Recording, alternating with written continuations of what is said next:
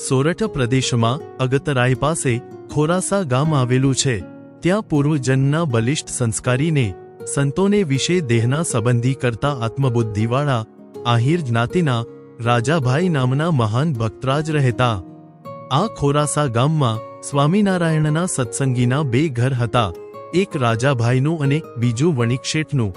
બંને વચ્ચે કોલ સમજૂતી થયેલી કે જ્યારે પણ આપણા સંતો ગામમાં પધારે ત્યારે ઉતારો વણિકશેઠને ત્યાં ને સીધા સામગ્રીનો ખર્ચ રાજાભાઈ ઉપાડવો. વરસ દહાડે સંતો ગામમાં પધારે, કથા વાર્તા કરે ને સત્સંગ ફૂલ્યો ફાલ્યો રહે.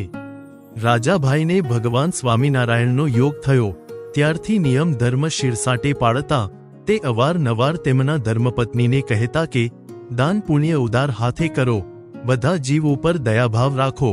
પ્રભુએ આપેલ ખેતર, વૈભવ, સુખ, સમૃદ્ધિ વગેરે આપણું એકનું નથી, તેમાં અનેક સાધુ સંતોને અભ્યાગતોનો પણ ભાગ છે. માટે એ સૌને વહેંચી ખાઈએ તો પ્રભુનો રાજીપો આપણા ઉપર કાયમ રહે ને આપણો વ્યવહાર પવિત્ર થાય.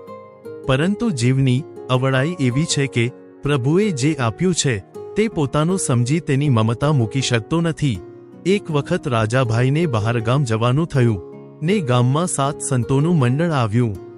વણિકશેઠને સમાચાર મળતા તેઓએ સંતોને ઘેર લાવી ઉતારો કરાવ્યો ને પછી રાજાભાઈની ડેલીએ આવી સાદ કર્યો કે રાજાભાઈ ઘેર છે કે નહીં? એ તો બહારગામ ગયા છે, શું કામ છે? ફળિયામાં ઊભા ઊભા આહિરાણીએ જવાબ આપ્યો. શેઠ કહે, આપણા ગામમાં સંતો પધાર્યા છે, એના સીધા માટે આવ્યો હતો.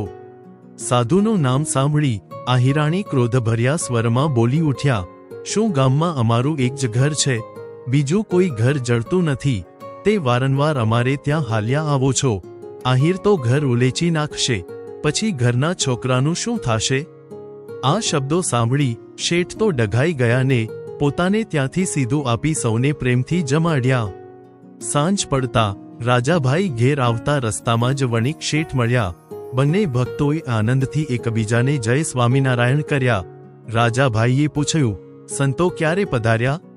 શેઠ કહે, આજે બપોરના. રાજાભાઈ કહે, શેઠ સીધું મારે ત્યાંથી લાવ્યા હતા કે નહીં? શેઠ કાંઈ બોલ્યા નહીં.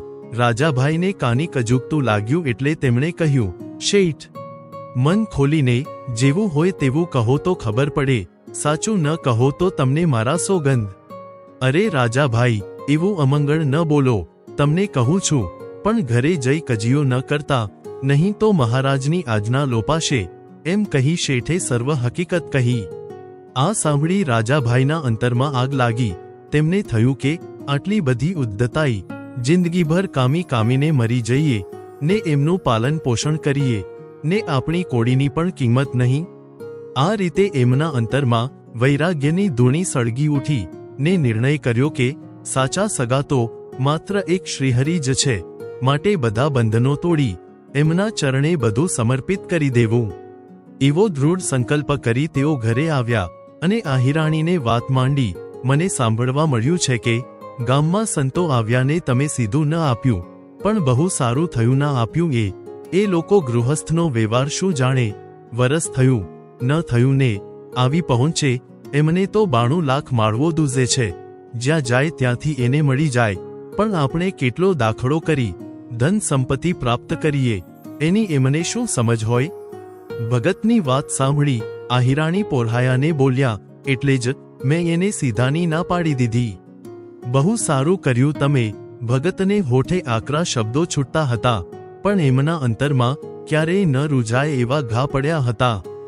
બીજા દિવસે રાજાભાઈએ યુક્તિ ગોઠવી ને એક ભૂદેવને ચિઠ્ઠી લઈ ઘેર આવવાની સૂચના આપી.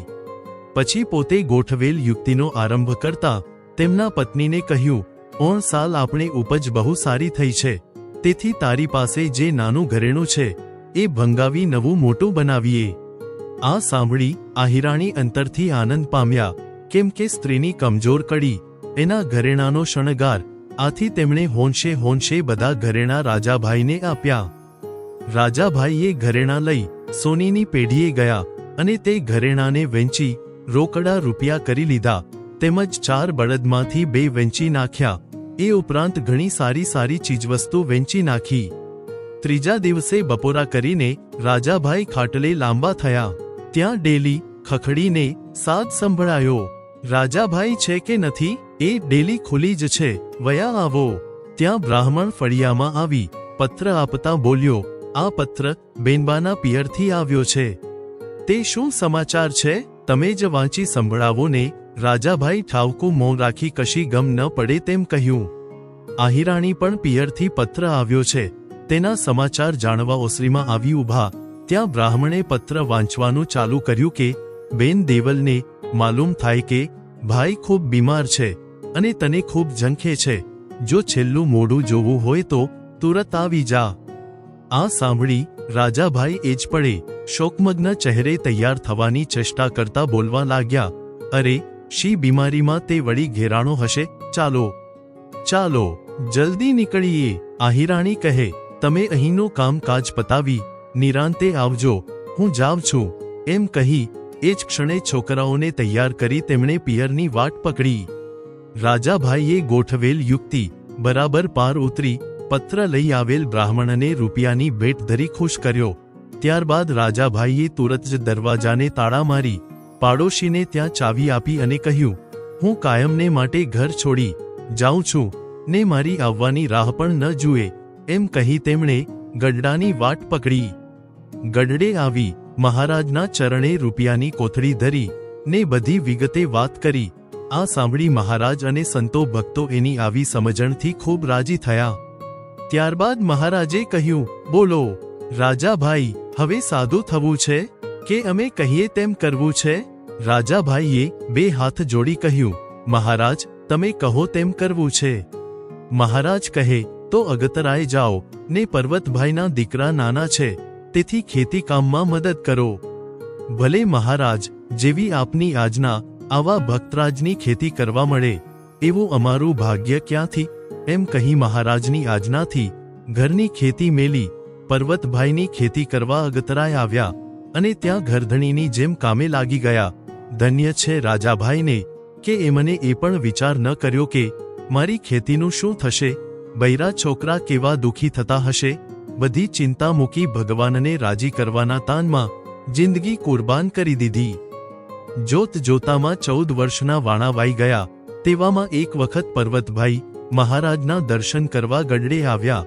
ત્યારે મહારાજે પર્વતભાઈને કહ્યું, તમારા છોકરા હવે મોટા થઈ ગયા છે તો હવે અમારા રાજાભાઈને અહીં મોકલો.